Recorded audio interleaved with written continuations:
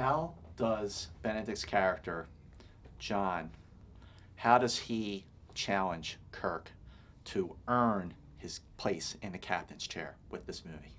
Well, in the first film, our antagonist, our bad guy, was played by Eric Bana, Nero. Nero was kind of a brute physical force. He was bent on destruction, and you saw that in Eric's portrayal. And Benedict is a much kind of colder, cleaner bad guy. He's just as formidable in terms of his physical presence, but really his primary weapon is his ability to manipulate and his ability to use kind of psychological warfare on the crew. And Kirk's battle in this really is from a man who is so confident and overly confident in the first film. Here's a man who in the first 15 minutes or so is kind of brought to his knees and has to face his own vulnerability and his own feelings of self-doubt about whether or not he's actually capable of leading his crew into battle. And Nero unified the crew in a way that we were all fighting against that brutality.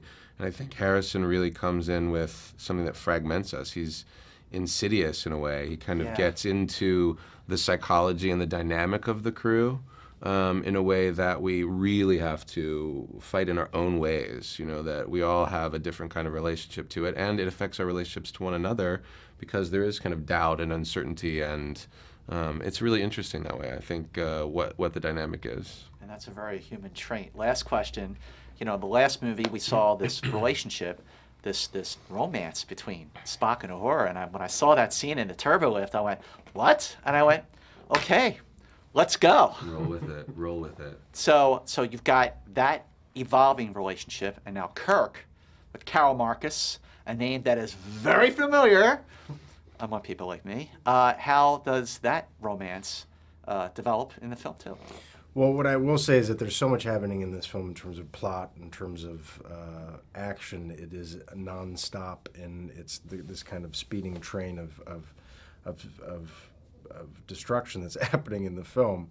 There's not much time to explore that stuff, but obviously Kirk being Kirk, and and Alice being a beautiful blonde, there's definitely the flirting and the excitement that comes with that. But I think really Alice's presence in this film is that she's a hyper intelligent doctor, and it's her scientific knowledge that really plays a key role in this film. May 17th, baby. Yes. May freaking 17th.